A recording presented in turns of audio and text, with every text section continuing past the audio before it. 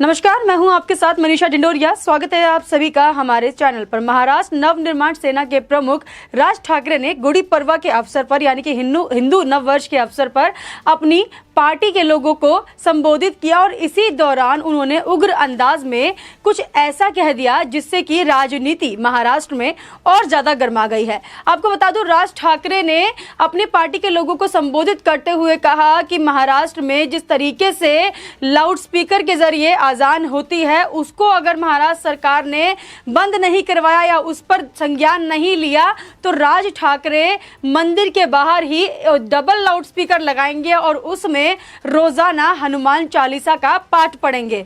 तो उनके इस बयान पर देखिए महाराष्ट्र में जो है राजनीति गर्माती हुई नजर आ रही है और तमाम लोग जो महाराष्ट्र सरकार से जुड़े हुए हैं वो राज ठाकरे की इस बात पर आपत्ति जता रहे हैं और अलग अलग तरीके से अपने बयान दे रहे हैं।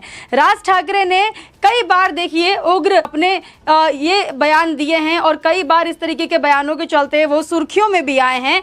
अब उनका ये मस्जिदों के लाउड स्पीकर पर दिया गया बयान काफी चर्चित हो रहा है। कोई इसको सराह रहा है और कोई जो है इस पर सवाल उठा रहा है और जो सवाल उठाने वाले लोग हैं वो विपक्ष के ही लोग हैं, महाराष्ट्र सरकार के लोग हैं, चाहे वो उद्धव ठाकरे हो, शरद पवार हो, संजय राउत हो, जैसे बड़े बड़े जो नेता हैं महाराष्ट्र के, वो इस पर सवाल उठा रहे हैं और राज ठाकरे पर निशाना साधने की कोशिश कर रहे हैं। तो देखिए मैं आपको बताती हूँ कि क्या राज ठाकरे ने कहा और उनका क्या मायना था कहने का। राज ठाकरे देखिए गुड़ी पड़वा के अवसर पर अपने लोगों को संबोधित कर रहे थे जो कि हिंदू नववर्ष के तौर पर भी जाना जाता है। उन्होंने कहा कि अगर एक तरीके से उन्होंने चेतावनी दी महाराष्ट्र सरकार को, उद्धव ठाकरे सरकार को। उन्होंने कहा कि अगर सरकार मस्जिदों के लाउड स्पीकर के बारे में कुछ निर्णय नहीं लेगी तो उनकी पार्टी हर मस्जिद के सामने डबल लाउड स्पीकर लगा देगी जिससे हनुमान चालीसा का जाप किया जाएगा। तो डबल लाउड स्पीकर में हनुमान चालीसा का जाप, वो भी हर मस्जिद के सामने। राज ठाकरे ने गुड़ी पड़वा के अवसर पर यह भी कहा कि अगर पुलिस मुंबई की झुग्गी झोपड़ियों में मदरसों की ठीक से जांच करेगी तो उन्हें बहुत कुछ पता चलेगा। उन्होंने मुंबई और महाराष्ट्र के अन्य स्थानों की बदलती जनसंख्यिकी पर बात की। उन्होंने आरोप लगाया कि पाकिस्तान और बांग्लादेश से बहुत सारे मुस्लिम इन जगहों पर आकर बस गए हैं।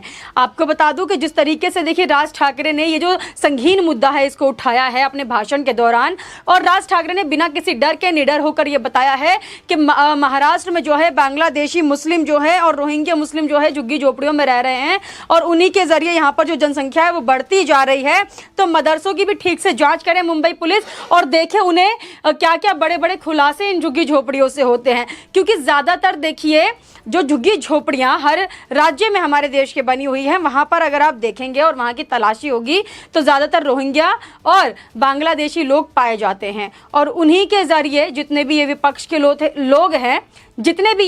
लोग हैं इनके जरिए अपना वोट बैंक चलाने का काम करते हैं। तो महाराष्ट्र में भी देखिए यही नीति अपनाई जा रही है उद्धव ठाकरे सरकार के द्वारा, जो कि राज ठाकरे ने भी जिसका जिक्र किया है और कहा है कि मुंबई पुलिस जो है झुग्गी झोपड़ियों की ठीक से जांच करे तब उन्हें पता चलेगा कि मदरसों में क्या चल रहा है और किस तरह की पढ़ाई करवाई जा रही है और किनको कराई जा रही है। ना तो वो हमारे देश के नागरिक हैं, वो बांग्लादेशी हैं और रोहिंग्या हैं। तो इन लोगों को जितनी भी सुविधाएं सरकार की तरफ से दी जा रही है वो सिर्फ और सिर्फ इन्हें अपना वोट बैंक बनाने के लिए, ताकि आने वाले समय में उनके वोट का इस्तेमाल कर अपनी सरकार फिर से महाराष्ट्र में बनाई जा सके। उन्होंने अपने भाषण की जो शुरुआत है कोविड-19 से की थी, महामारी और लॉकडाउन पर भी उन्होंने बात की और इस पर उन्होंने बीजेपी सरकार की तारीफ भी की। समय की कठिन परिस्थितियों में अनुशासन सुनिश्चित करने के लिए उन्होंने पुलिस बल को धन्यवाद भी दिया। इसके बाद राजनीति पर बात करते हुए राज ठाकरे ने महाराष्ट्र के मतदाताओं के जनादेश का अनादर करते हुए महाविकास आघाड़ी सरकार के गठन की आलोचना की। जो महाविकास आघाड़ी सरकार है जिसमें आईएनसी और ये जो शिवसेना सरकार वो आती है, जो गठबंधन की सरकार महाराष्ट्र में चल रही है, उस गठबंधन की सरकार पर कई सवाल राज ठाकरे ने उठाए जो कि शुरू से राज ठाकरे उठाते भी आ रहे हैं और जिस तरीके से ये काम कर रहे हैं उस पर राज ठाकरे ने हमेशा ही सवाल खड़े किए हैं।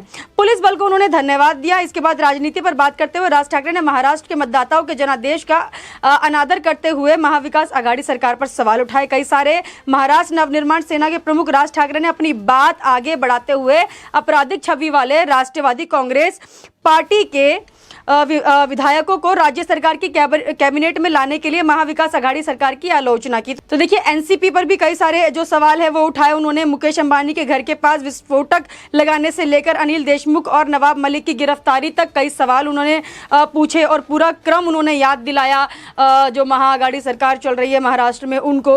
उत्तर प्रदेश में हुए चुनाव और परिणाम पर भी राज ठाकरे ने अपनी बात रखी और कहा कि जब मैंने उत्तर प्रदेश विधानसभा चुनाव के नतीजे देखे और मुझे पता चला कि उत्तर प्रदेश विकास हो रहा है तो इस पर उन्हें बहुत खुशी हुई।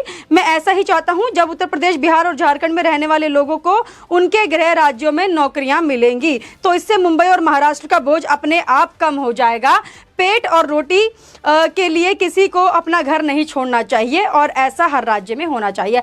तो उत्तर प्रदेश में जिस तरीके से योगी आदित्यनाथ सरकार काम कर रही है, रोजगार दे रही है लोगों को, तो उत्तर प्रदेश, यूपी, झारखंड और बिहार के जो लोग हैं, जैसे बाहर जाके नौकरियां करते हैं, मुंबई, दिल्ली जैसे शहरों में जाते हैं, तो अगर सरकार वहीं पर उन्हें रोजगार दिलाएगी तो इन लोगों को ऐसे बड़े शहरों में नहीं जाना पड़ेगा और अपने ही राज्य में वो नौकरी कर सकते हैं, रोजगार कर सकते हैं। तो इस पर भी राज ठाकरे ने योगी आदित्यनाथ सरकार की तारीफ की है। तो देखिए, जिस तरीके से राज ठाकरे ने लाउड स्पीकर, जो मस्जिदों में लाउड स्पीकर उन्हें हटाने को लेकर बयान दिया था, बंद करने को लेकर बयान दिया था, इस पर शिवसेना नेता संजय राउत ने राज ठाकरे को जवाबी निशाना साधा है उन पर। और राज ठाकरे पर निशाना साधते हुए संजय राउत ने क्या कहा, उन्होंने कहा कि लोगों ने सोचा कि शिवाजी पार्क में मनसे प्रमुख राज ठाकरे का कार्यक्रम बीजेपी का कार्यक्रम था। महाराष्ट्र में देश का कानून कायम है, गृह मंत्री सब कुछ कानून के अनुसार करेंगे। तो यहाँ पर सीधा सीधा संजय राउत ने ये कहा है कि राज ठाकरे का जो कार्यक्रम था वो ऐसा लग रहा था जैसे बीजेपी का कार्यक्रम हो।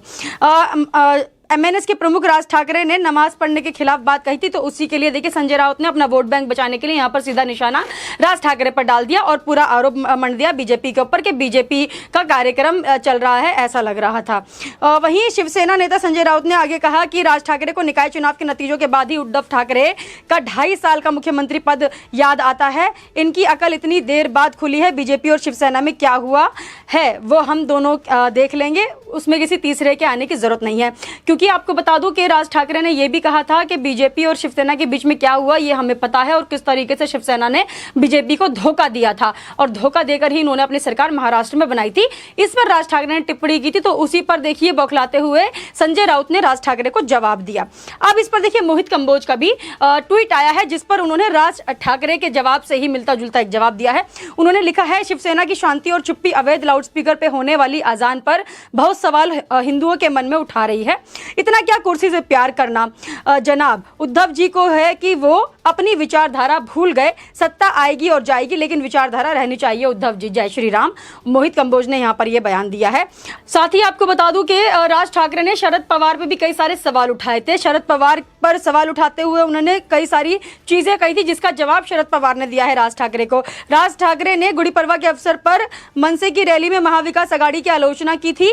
इसमें उन्होंने सीधा तौर पर शरद पवार पर आरोप लगाया और कहा कि एनसीपी की स्थापना के बाद से बड़े पैमाने पर जगजाति नफरत पैदा की गई है। राज ठाकरे ने कहा था कि शरद पवार जाति की राजनीति करते हैं। तो उन्होंने बोला कि जिस तरीके से देखिए देश में हिंदू हैं, हिंदुओं को कभी एक रहने नहीं दिया गया है और देश में 1992 से ही जो जाति की राजनीति की गई है कांग्रेस के द्वारा, उसमें शरद पवार का बहुत बड़ा हाथ रहा है, ये कहा था राज ठाकरे ने। अब राज ठाकरे की आलोचना पर शरद पवार ने जवाब दिया है। कोल्हापुर में बोलते हुए उन्होंने कहा कि राज ठाकरे को एनसीपी के इतिहास की जांच करनी चाहिए। हमारी भूमिका सभी जातियों के लोगों को आगे लेकर चलना है। शरद पवार ने राज ठाकरे की बदली हुई भूमिका की भी आलोचना की। उन्होंने कहा कि महाराष्ट्र ने देखा है कि मोदी के संदर्भ में राज ठाकरे क्या भूमिका निभा रहे थे। अब महाराष्ट्र उनकी मजबूत भूमिका देखता है। हमने देखा है कि उनकी भूमिका में कोई निरंतरता नहीं है। शरद पवार ने यह भी कहा है कि 3-4 महीने के लिए अंडरग्राउंड हो जाते हैं राज ठाकरे और आकर लेक्चर देने लगते हैं। जब 3-4 महीने के लिए गायब हो जाते हैं फिर उसके बाद आकर लेक्चर देने लगते हैं, ये कहा है शरद पवार ने राज ठाकरे के लिए। वहीं लगातार देखिए राज ठाकरे जो हैं पूरी महाआघाड़ी सरकार पर निशाना साध रहे हैं और सभी को एक एक कर ये बताने की कोशिश कर रहे हैं कि जिस तरीके से जाति की राजनीति आप लोग खेल रहे हैं उससे अब जनता जो है बहुत जाग चुकी है और जनता की आंखें खुल चुकी है। जनता जानती है कि महाविकास आघाड़ी जो है हिंदू को कभी एक लेकर नहीं चलती है, हिंदू को अलग अलग जातियों में बांट कर राजनीति करती है, चाहे उनको गुजराती बनाना हो, चाहे उनको ब्राह्मण बनाना हो, चाहे चाहे दलित बनाना हो या फिर बंगाली, पंजाबी, इस तरीके से हिंदुओं को बांटा हुआ है महाराष्ट्र सरकार ने और महाविकास आघाड़ी सरकार ने। तो इसी को लेकर ही राज ठाकरे ने जो है लगातार निशाना साधा शरद पवार पर, उद्धव ठाकरे पर और संजय राउत जैसे नेताओं पर, और इसका भी जवाब इन लोगों ने इन्हें दिया है गुड़ी पड़वा के अवसर पर ही जो उन्होंने बयान दिए थे। आप हमें कमेंट करके जरूर बताइएगा आपका इस सब पर क्या कहना है। हमारे साथ ऐसे ही बने रहिए। धन्यवाद।